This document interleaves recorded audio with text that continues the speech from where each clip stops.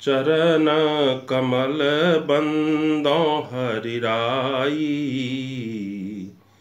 जाकी कृपा पंगु गिरि लंघे, अंधे को सब कछु दर्शाई। बहिरा सुने मूक पुनि बोले, रंक चले सिर छत्र धराई। सूरदास स्वामी करुणामय, बार बार बंदों ते ही पाई। चरण कमल बंदों हरिराई। प्रस्तुत पद सूरदास द्वारा रचित है। इस पद के माध्यम से सूरदास जी ने मुरली मनोहर श्री कृष्ण के भक्ति का, उनके जस का, श्री कृष्ण जी के करुणा का वर्णन किया है। वह मुरलीधर, वह कन्हैया जो गोपियों को रिझाने के लिए मुरली का सहारा लेता है, मुरलीधर बन जाता है, लेकिन जब भक्तों पर विपत्ति आती है तो गोवर्धन पर्वत को भी अपने उंगली पर उठा लेता है। गोवर्धन पर्वत को उंगली पर उठाने के बाद वो गिरधर भी बन जाते हैं। और जब कोई आतताई, जब कोई अहंकारी सामने आता है तो उन्हीं उंगलियों में यही मुरलीधर चक्र को भी धारण करता है। कृष्ण की महिमा अपरंपार है। सूरदास जी तो बोलते हैं कि जाकी कृपा पंगु गिरि लंघे, जिनकी कृपा से पंगु भी जो चल फिर नहीं सकता है पहाड़ को लांघ जाए। अंधे को सब कछु दर्शाई, अंधा आदमी जिसके लिए दुनिया का कुछ भी चीज बेकार है, कुछ भी नहीं देख सकता है, वो भी सब कुछ देख सकता है। बहिरा सुने, जिसको सुनने की क्षमता नहीं है, श्रवण शक्ति नहीं है, वो भी हर चीज सुन सके।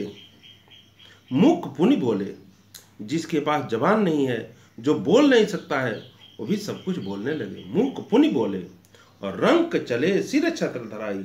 और रंक जो पूरा गरीब है, भिक्षुक है, भिखारी है, जिसको 2 वक्त की रोटी नसीब नहीं है, वो भी सिर छत्र धराई, छत्र धारण करके चलता हो। छत्र जो है सो राजसी ठाट बाट का एक धरोहर होता है। जब राजा चलते हैं तो उनके सर पर एक बहुत बड़ी छतरी लगा के चलती है। यह छतरी जो है ये साबित करती है कि ये राजा जो है सो इस राज्य का सर्वोपरि है और सारी प्रजा जो है सो उनके अधीन है। भिखारी आदमी आज राजा का सम्मान पा रहा है। ये सब तो उस मुरली मनोहर की कृपा है।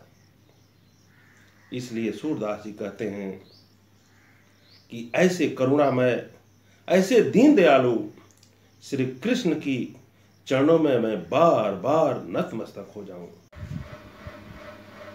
श्री कृष्ण कितने दयालु हैं, उनकी महिमा का वर्णन इससे बड़ा क्या हो सकता है कि जब उनका बाल सखा सुदामा गरीबी की अवस्था में कृष्ण के दरवाजे पर जाते हैं, बहुत अन्य विनय करते हैं द्वारपालों से, लेकिन द्वारपाल धक्का दे करके उनको दरवाजे से बाहर कर देते हैं।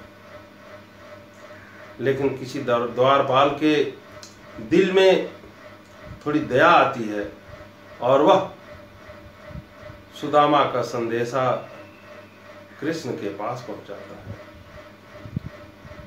दयालु कृष्ण जैसे ही सुदामा का नाम सुनते हैं, सारे काम को छोड़ करके दौड़े दौड़े आते हैं और अपने बाल सखा गले से लगा लेते हैं।